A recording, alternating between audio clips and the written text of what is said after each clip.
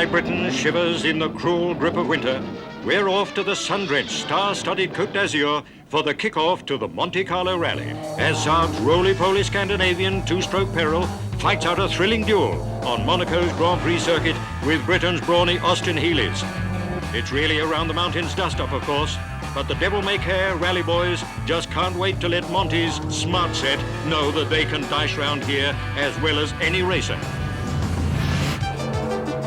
22 years is a long time in motorsport, but although the cars have changed out of all recognition and the faces have many more wrinkles, the name of the game remains the same. Nowadays, the principal protagonists are Lancia with their supercharged mid-engine rally versus Audi with their turbocharged four-wheel drive quattro. 40 years is even longer in motorsport, and although the cars have changed and the faces have more wrinkles, or in some cases none at all, the name of the game remains the same. Nowadays, the main protagonists are Toyota with their game-changing GR Yaris Rally 1. For the first time, Elvin Evans leads the team. Then it's the challengers, Hyundai. Tanak returns to join Neuville in what is a powerful statement of intent. And M Sport Ford back youth and talent with Adrien Fourmeau being given a second chance in the Puma Rally 1. All coming together to pilot the fastest cars in the history of the sport. Welcome to the Monte Carlo Rally 2024.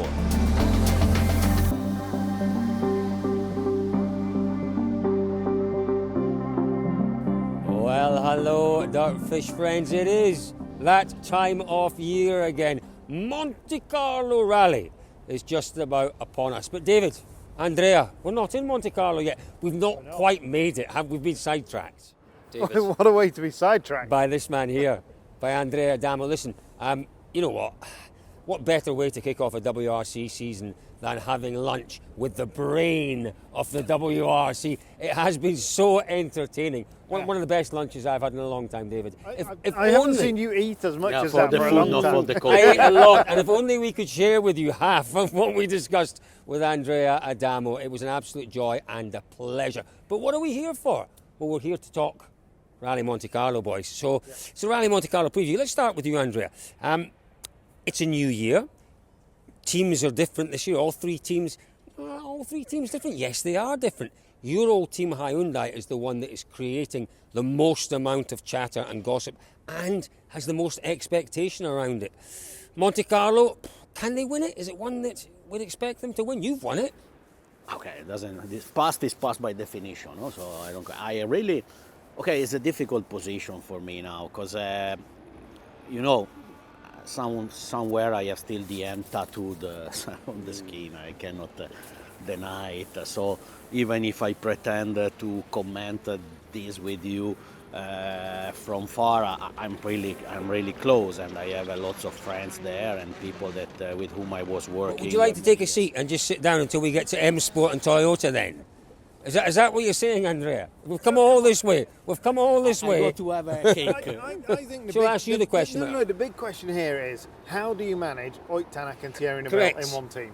Oh, this, it's much easier to manage two fast drivers than two slow ones. So I think it's better easy, and you cannot say before. You have to see how the things are evolving, because I always learn that you can plan and make many strategies, and then what is going to happen, especially in rally, on top in Monte Carlo, is very different. Maybe the difficult things, maybe if you have different weather conditions, to oblige them to have different tires. This is the thing. This may be something that is difficult to oblige, but on the other hand, you have to, because if you let them choose the same wrong one, we saw in Japan. Jeopardize your split strategy, and they didn't, did they? Yeah. I don't want to offend no one. Sorry for my poor English. A bit the backup, no. So he has the one, in my opinion, that has to bring the points at the end of it. And the other two are the ones that have to fight for the win. Do you think Andreas Mikkelsen's at a point in his career now where he understands that? Where he understands that his job is to support. Yeah, I agree with you, David. I agree with you, but that's a strange appointment then, isn't it? Because he has to be a Danny Sordo. The whole wording around Mickelson's arrival in the communication was strange. We're essentially using that third car to thank everybody who's been very loyal servants, the likes of Mickelson, who's been very patient, waited his turn. What? You know, I've got to be honest, I didn't really follow a lot of the wording in that release that we got from Hyundai. And the other thing we've got to remember is that Hyundai were very vocal halfway through last year about the Young Driver Programme and the Young Driver Initiative. All of a sudden there's an opportunity potentially to take a manufacturer's title, or let's forget the young drivers, let's bring in someone that we know they've can been the young driver thing because they got rid of Oliver Solberg at the end of 2022. But, you know, for me, the big question really is, across the year, it's going to be the talking point. I think the Tanak, the Neville thing. But here in Monte, what was it like when you had Oit in the team for the first time? And what was it? I mean, he had an enormous accident, didn't he? It was very easy to manage because yeah, he was out quite he was early on. getting rid of himself pretty soon. So Yeah, apart for the joke, it was the.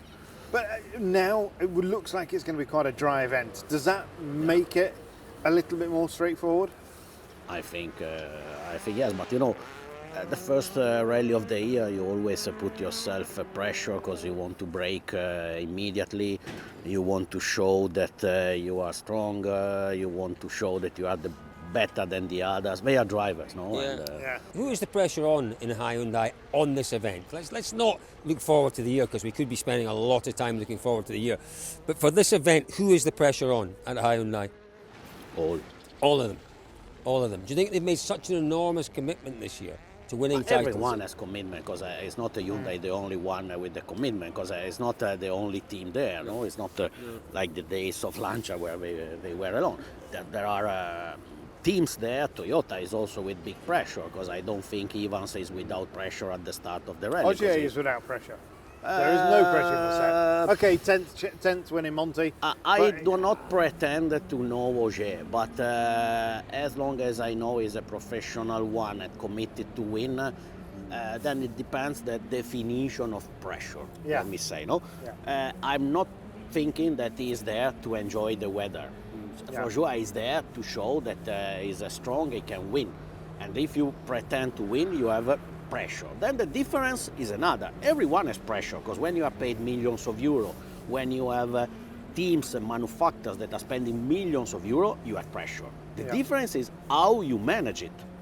There is pressure in how you approach the rally. What do? Do you take Ogier out and say, well, he's going to win? And you know, and we're going to look and see who the intelligent driver is in that Hyundai team this time round. Perhaps. I don't know. But that in itself brings pressure, doesn't it? Because, you know, what's your strategy? Yeah. If you haven't got weather constantly changing, there's not that element of gambling. So you know that kind of everybody is going to be on probably the harder compound, maybe or the soft compound. Slick, you're not going to be using the stud. What do you do as a driver? You know, how much do you push? Because one thing you definitely don't want to go away from here with is no points. No points. You know, Tanak, when he started with you, he departed Monte, and then the following year. Yeah. And maybe the year after. I can't remember. No, but he's not a good runner for it, has he? It was 2019. He was third. He had a puncture. Yeah, but he's not had a strong run of Monte results, has he? No, so for him, if he finished in the podium or things like that, It's a it good will be start. more than okay. I think a podium will be a great start for Tanak. A really great start for him. I think Neville will be looking to win.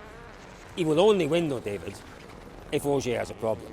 Because Ogier has to be nailed on, dead cert favourite for this one, unless he has an issue. I would agree. Yeah, Punctures. 100%. Puncture obviously cost him the win in 22 with Loeb, didn't it? So yeah, no, and the other factor in this one is that we're back in Gap, we're away from Monaco. There's a huge amount of local support for Sébastien Ogier in his hometown. I agree, this one has got Sébastien Ogier's name on it. So you are putting pressure on him. Sorry, Sébastien, take no pressure. No, I think, you know, for me, Ogier's above pressure. Well, you might notice that we've moved. It was all getting rather busy across there with the taxis, and to be honest with you, a little chilly as well. It was. We've come out into the sunshine. Why didn't you tell us, Andrea Adamo, that we were standing in a taxi rank? Because I'm improved, but not so much. Now, we were talking about Toyota, weren't we? Yeah, Ogier, I think, will be everyone's favourites. Very short odds favourites with the bookies. Elvin Evans, though, Pressure's been the word of this preview. There's pressure all round the service park. Evans is going to feel pressure this year, David, like he has never felt in his career. Because he starts... Yes, he is. Why are you being so contrary? No, it's only he's Monte not. Carlo rally and you're being contrary. Of course he is. No, he's not. No, he's not, because the team will do everything they can to shield him from the pressure. I'm not even looking at you. I'm not looking at you. Andrea and I disagree a little bit on this one. No, there's not, because one thing we know about Elfyn Evans is that he absorbs pressure, and all he will do... No. But the pressure is only there if you feel it, isn't it? The pressure's there, but he won't feel it because that's an interesting concept. I've just come up with It's that. correct. I'm not sure it's correct. You might want to Google that one, but for me it works because Elfyn won't accept the pressure, because all he ever says, "What are you going to do?" One rally at a time. One rally at a time. One I'm day going at to a do time. the best that I can, and if that's not good enough, I'll take the points. I don't believe that, though. I don't believe it. I wouldn't want a driver that had that attitude. Would you? It's made him I wouldn't want a second in the driver. championship in 3 years. Has it not? It's going to make him champion this year, Andrea Adamo. It's going to make him champion. What do you think, Andrea? Do you think that the pressure change? You've worked with enough drivers. Does this whole dynamic in the WRC this year, with Robin Perra taking a year out, does it mean that the likes of Neuville, not so much Tanak because he's already a champion, but Neuville and Evans, is there more pressure there on these guys? And do they adapt? Difficult to to address answer it? to this one. It's one of the most difficult questions you made me, because let me say, it's clear that removing one strong contender like Rovanpera immediately reduced the number of contenders. Yeah. This is basic and easy to say. It's clear that there you feel like you have less difficulties. And I permit to say, with all the respect to Evans, that I don't see that Thierry and Oit, don't get me wrong, are really seeing him as very level.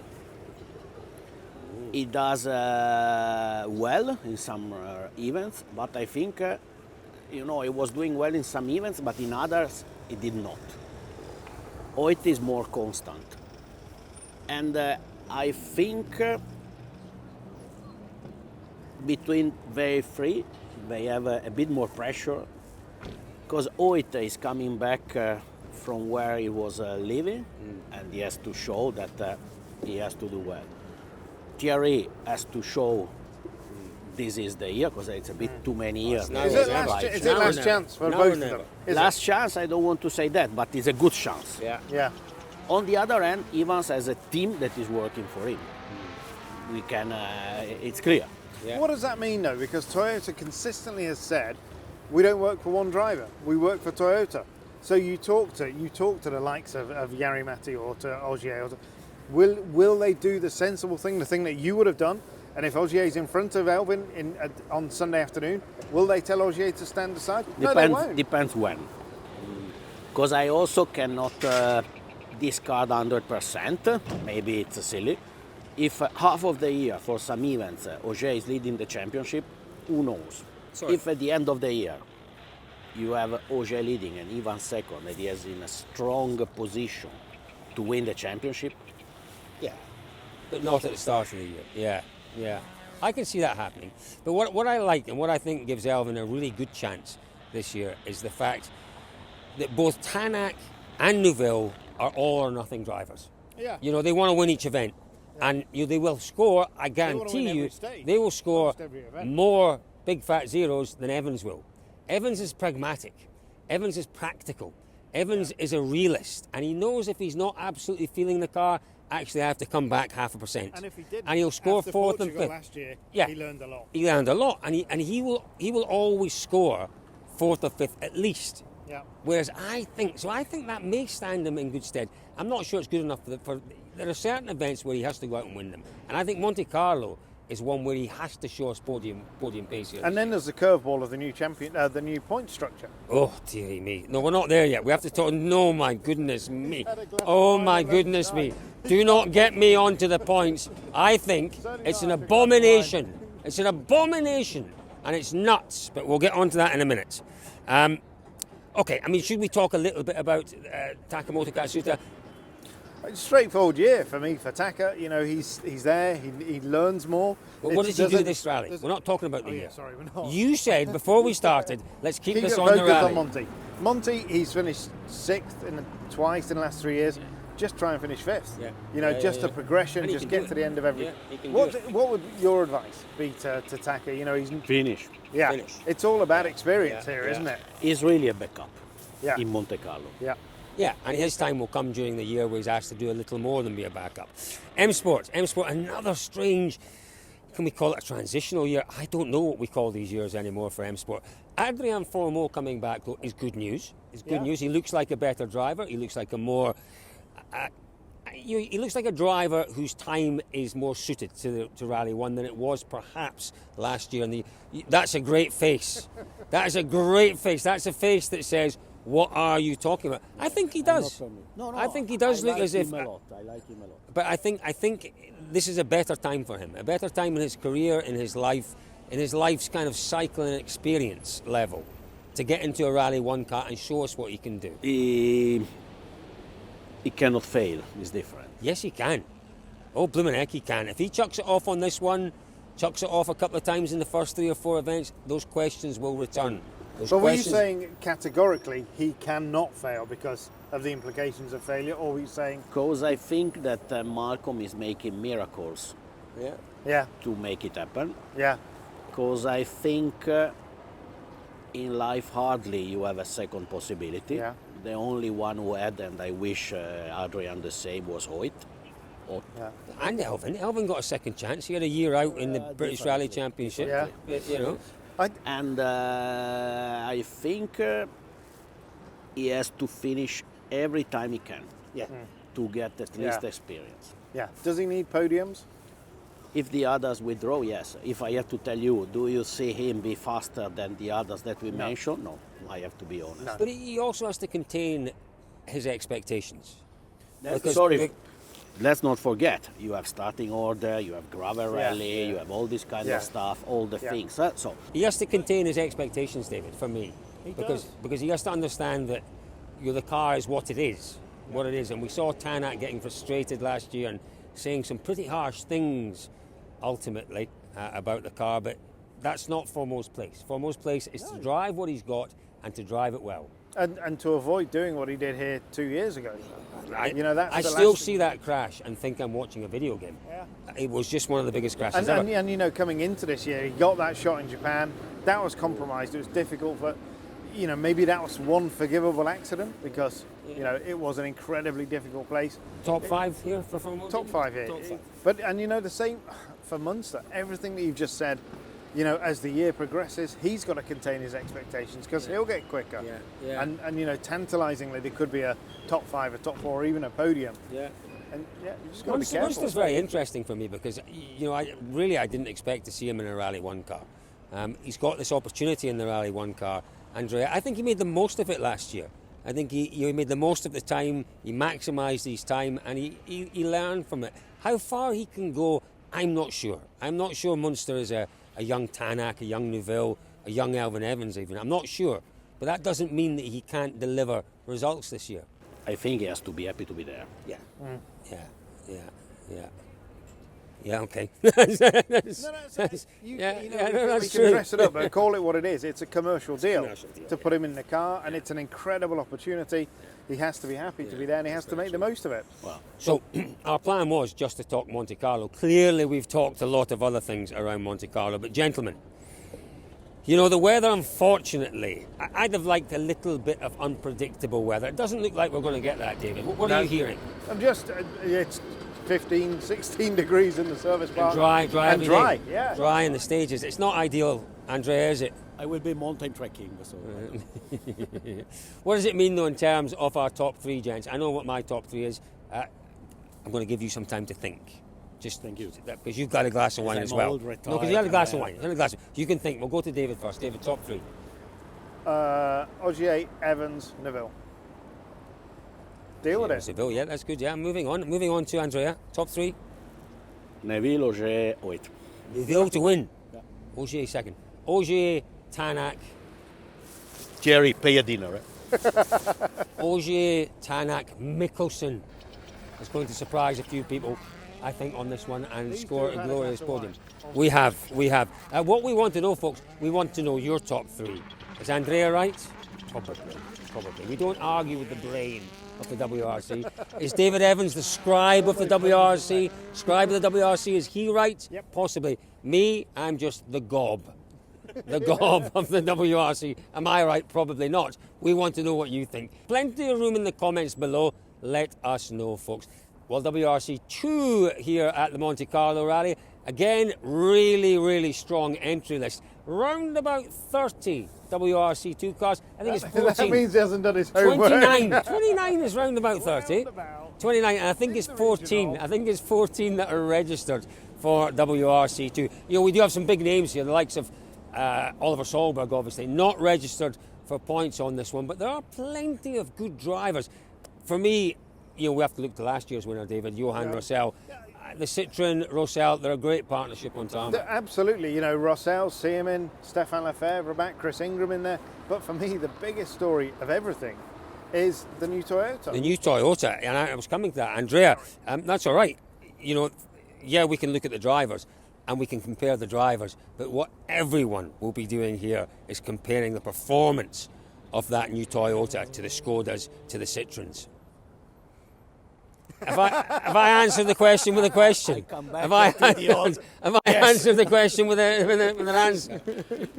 Yes. So, and are we right to do that? Are we right to do that? Are we fair to do that? There's the question for you. Are we right and fair to compare it at this early point? Because when you start a rally, when you have a customer car like this, you cannot sell it and ask time, no? Because who pays so much money for a car like this pretends to have something competitive, no? You cannot say buy it and in some races we will be competitive. And by the way, they are a professional team that they tested a lot. And I'm sure that, sure not, but I think that they can be competitive there. They tested a lot, they have the good drivers with lots of experience in Monte Carlo. And so who might we expect to see doing well then in I almost said the VW, in the Toyota, David? Who would, you know, we've got obviously Brian Bouffier's there. And yeah, but Brian Bouffier, great, but you know, Payari he's not registered for the championship, but he's the guy that everybody is talking about. But I wanted to come back, you know, forgive me for my colleague's question, which was pretty terrible, Andrew. He's had a glass of wine. But my point, do you remember when we really first had our first proper meeting with Andrea? Do you remember when it was? It was EPA. It was EPA when you'd just taken over as head of Hyundai Customer Racing. And you just 2016. You just built the new R5 car. Is that when we went for driving? Yeah, exactly. Yeah, no, we didn't go for a drive. We weren't allowed to go for a drive. On Monday, you tested, you seated. And there's a picture of me putting the helmet on and you standing, looking like that in the background. But the Time point flies. is, you knew then exactly the pressure and the weight of expectation that was on Hyundai as a commercial entity to sell that car. How much pressure is on Toyota to sell this car? This I don't know, because you know, depends the environment.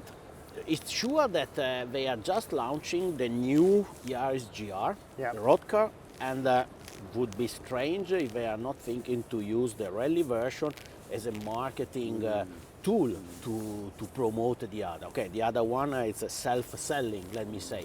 But you know, it's a more what you can damage if the car is not competitive than what you can add on, in my opinion. So the pressure, it's high, speaking about pressure, no? Because it's the potential negative, though, voila. Because the car, you know, the previous facelifting was sold immediately. It was not needing the Rally 2. Now they have the Rally 2, and you know, they have to take care. So, as I said, I know how much pressure they may have, because as it was in those days, it's also a brand new customer racing department for them. So they have also to build up it and to know, because let's not forget that Skoda, M Sport, Citroën, they are used from years of customer racing stuff. They are coming, building everything from scratch. So I can imagine the kind of job they are facing. So honestly, from the bottom of my heart, I wish them all the best. Also because it's good to have another manufacturer in Rally 2. And don't bring me in these future rally cars, please. What I find remarkable about Rally 2 is how many we've seen, how many of these Rally 2 cars have turned up, not the finished product, not good enough. You know, you were in charge when one of the Hyundai Rally 2s was awful. You know, so the M Sport car was good when. Nice It's all right. It was years that you were waiting to kick my ass since Croatia 2021. It was there, and finally in Piazza Vittorio in Torino, you removed the monkey. But as you told everyone, it wasn't your car. But I take responsibility for Hyundai. We saw that with the Citroen was pretty awful. It took them a year or two to get there. The M Sport car was good, it then fell behind. It's taken them time to get back up again. So I tell you what, if Toyota come out with a car that is competitive, they deserve an awful lot of credit for it, because we've rarely had in recent years a Rally 2 car being introduced to the market and instantly being competitive. Well, there's question marks over that Skoda. Yeah, but there wasn't. It hit the ground running. Well, no, I think there were won question everything. marks. It did, and then there were question marks over reliability and perhaps ultimate performance. So there we go. So yeah, for sure, folks, it is going to be fascinating. Again, another really interesting year in WRC2. We are looking forward to it, though, aren't we? Even although we're not going to get the snow and ice, it is very special every It's year. gas. You know, I mean, but you did Montes in Monaco and Gap. Yeah. What's the difference? Oh, mamma mia. Well, I mean, in Monaco, you get the beautifulness, you get the Listen, I Ferraris. said once, don't ask me to comment on Sanremo, Monte Carlo, Rally Limone, because for me they remain there. So, Yeah. But was I it can- better in Gap when you're in the middle of the mountains? You're It's in the better, middle in my opinion, Yeah. don't get me wrong, when you had service in Gap and in Monaco. Last time was 2016. Because I'm a fan of having service park used, Yeah. not just a It just cathedral in the desert. It never felt real, did it, in Monaco, to be in the service park and to be able to go. Yeah, but you know, the cafe. Monte Carlo was big when you had just Parfumé in Monte Carlo Yeah. in the old days. Yeah. So you had the Parfumé before the last night, Yeah. and Monte Carlo was really Monte Carlo and was there. So Yeah. well, for sure, better like this with the special stage Around the streets, Conrad Rautenbach crashing on the last corner by swimming pool. Remember that? Yeah. Well, those were the days, I tell you. Folks, we are very much looking forward to Monte Carlo. We're looking forward to a cracking season. We are all here with the DirtFish team. Again, myself, David, Elliot, our ace cameraman and editor, is with us again this year. DirtFish Live Don't Centre. forget James Bowen and Alistair Lindsay. I was getting there. DirtFish Live Centre with James Bowen and Alistair Lindsay. Is it that side? Right. Press the button there, folks, and that will Just do take both, you just through. cover yourself. He was doing a bit of that, and I was doing a bit of that, and I didn't really know where I was going. DirtFish Live Centre. We are there again with all of the behind the scenes, all of the news, all of the action. It's a great resource. You can go back at any point during the rally and catch up on DirtFish Live Centre. I can't wait. It's been a joy discussing the event with David. It's always a joy, David, with you, but a special joy to have you, Andrea Adamo. Thank you very much. Very special joy indeed, and the lunch was magnificent. Thank you very much. Folks, DirtFish Live Centre, dirtfish.com, Rally Monte Carlo, doesn't get much better.